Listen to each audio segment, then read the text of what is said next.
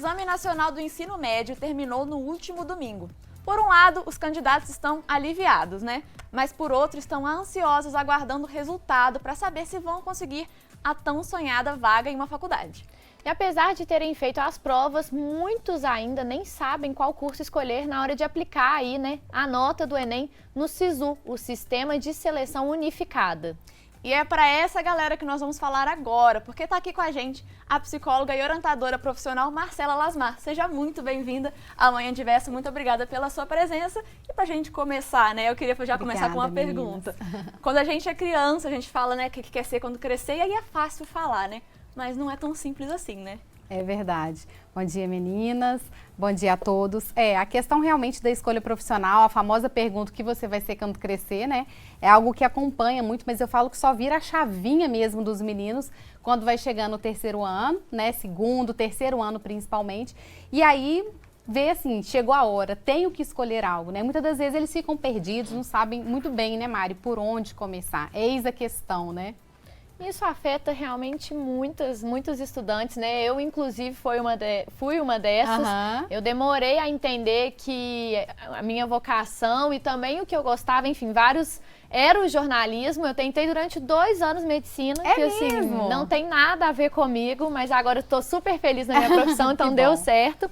Mas tive que passar talvez aí por 2 anos que talvez eu já estaria no jornalismo, né? Então, assim, é realmente difícil. E eu queria saber também, essa indecisão, ela pode afetar no desempenho dos estudantes nessas provas?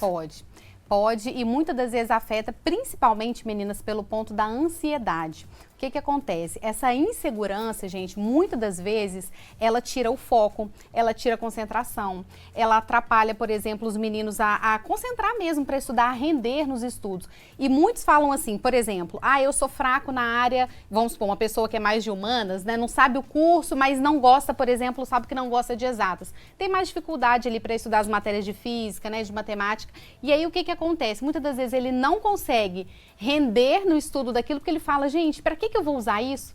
Para que vai servir isso? Para que serve essa matéria na minha vida? Quando, na verdade, querendo ou não, ele pode não ser o fantástico na física, mas ele precisa dela para o processo seletivo, né? Então, assim, atrapalha no foco, atrapalha realmente, assim, e principalmente quando desenvolve um quadro, né, que alguns adolescentes desenvolvem até mais agudo mesmo de ansiedade, às vezes precisam mesmo de apoio até profissional. Então, interfere sim no desempenho. E para ajudar o pessoal de casa que está passando por esse momento, por essa indecisão, essa dificuldade de escolha, por onde você sugere começar? Olha só, meninas, tem 2 coisas que eu sempre falo, né, pros adolescentes que eu atendo, pros pais também, que ficam, eu sou mãe, né, agora eu sei como que a gente sofre junto, que é o seguinte: nunca olhar só para dentro ou só para fora. Como assim, gente?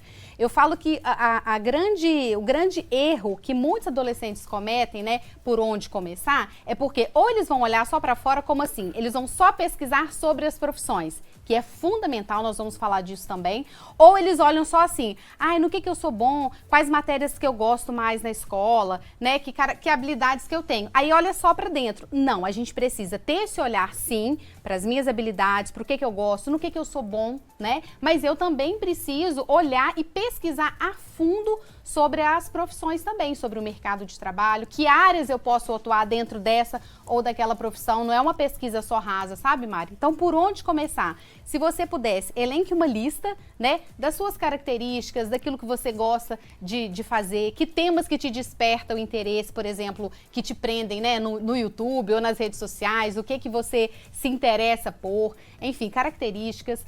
E também, eu falo para pôr no papel mesmo, e também depois das profissões que você está em dúvida, ir fazer uma pesquisa aprofundada. Quer ver uma coisa, Mari, que muita gente não pesquisa sobre? É a grade curricular. Né? As matérias, se for estudar, por exemplo, a medicina, né? Igual a Roberta falou, ou se for estudar, por exemplo, o jornalismo, quais matérias eu vou estudar? Então, fazer essa pesquisa detalhada é muito importante. Então, comece por onde? Elenca suas características, mas também pesquise sobre as profissões do seu interesse. Importantíssimo isso de pesquisar a grade curricular, porque eu vi no meu curso muita gente desistindo, porque os primeiros períodos, pelo menos do meu curso, eles são bem teóricos, né? E tem vários cursos que são assim. Então a pessoa chega com a expectativa alta, assim, não, acho que eu já vou gravar, né, no jornalismo, acho que eu já vou gravar. E não é assim, né? Você tem que entender a teoria antes. E aí, acho importantíssimo esse ponto que você levantou. E agora vamos para um outro tipo de estudante. Se tem estudante que não sabe, né, não faz ideia qual seria aí o curso, tem estudante que tem a dúvida porque tem 3 opções, 2 opções, que também é muito difícil, né? Tem gente aí sofrendo por não ter nada e tem gente sofrendo por ter várias opções. Sim. Como fazer, então, com essa situação? Qual seria aí o critério de desempate para colocar, né, no SISU? Porque na minha época o SISU só tinha 2 opções e eu acho que continua sendo assim. Como fazer essa escolha? Excelente, excelente. Tem um exercício bem prático, né, que a gente sempre sugere para os adolescentes, que a gente chama, o pessoal de casa, né, de balança. O que é a balança? Vamos supor que ele está em dúvida entre 3 cursos. Então, depois de já ter feito tudo aquilo que eu falei anteriormente, ele vai fazer uma balança para cada um desses cursos, ele vai colocar pontos positivos, pontos negativos. Ou seja, o que me aproxima, por exemplo, da medicina, né? Por que eu faria medicina e o que me distancia. Quando eu falo o que aproxima, gente, o que distancia, no sentido, por exemplo, não só das características, mas também daquilo que ele pesquisou sobre a profissão, sobre o mercado, retorno financeiro, áreas, né, de atuação que a pessoa se identificou. As matérias, olhou as matérias, falou assim, nossa, as matérias são a minha cara, enfim. Então, depois que ele coloca o que aproxima e o que distancia ele de cada uma dessas opções, fica muito mais fácil. O problema, gente, é que a gente tem muito aquela ideia da orientação vocacional antiga, né? Que eu vou receber uma resposta pronta, que eu vou, hoje em dia na internet, então, né? Eu vou lá, jogo no Google, teste vocacional. Aparece uns que eu falo que os psicólogos orientadores a gente até arrepia, né? Por quê? Porque às vezes é difícil mesmo parar para pensar. Então, você colocar os prós e os contras e ponderar faz com que, digamos assim, esse critério de desempate venha de forma mais consciente. Eu não vou dizer mais fácil, mas mais consciente, sabe? E, né, a gente sabe que é importante decidir o curso, mas não acaba aí, né? Ainda mais quando a gente está falando de SISU, que a gente vai colocar a nota ali para a faculdade, a gente também tem que escolher a instituição que vai estudar, né? Isso também é um ponto muito importante dessa decisão. Muito importante. E assim, eu costumo dizer, você sabe que tem gente que escolhe ao contrário, né? Sabe aquela coisa também, assim, é uma faca de 2 gumes, Mari. A instituição, ela é muito importante, mas ela é muito importante também ser pensada a partir do curso que faz sentido para a pessoa. Por exemplo, tem adolescentes que me falam, eu quero estudar ou nessa universidade. E aí, tá tudo bem, é uma escolha da pessoa, porém, ela primeiro escolhe a instituição e depois o curso. Então, assim, a dica pro pessoal de casa é, primeiro eu vou fazer a escolha do curso, eu posso ter um plano A e um plano B, 2 escolhas, não tem problema, desde que faça sentido para mim. Depois disso, na hora que eu for pensar em instituição, é muito importante, gente, a gente vê, por exemplo, se o curso já está de fato legalizado, aprovado pelo MEC, né? Tem a nota também que todos os cursos têm, né? Então, é importante você entrar no site do MEC, por exemplo, né? Ver lá se não só a instituição está legalizada, mas se aquele curso está devidamente regulamentado, qual que é a nota daquele curso dentro do MEC. Então, assim, são parâmetros que a gente acha que não interferem, mas que lá na frente pode também repercutir no sentido de não alcançar a expectativa que a pessoa espera. E uma outra coisa, Mari, que eu falo também, se for uma instituição próxima da sua cidade, preferencialmente, se você estiver prestando o Enem lá para Bahia, talvez seja difícil.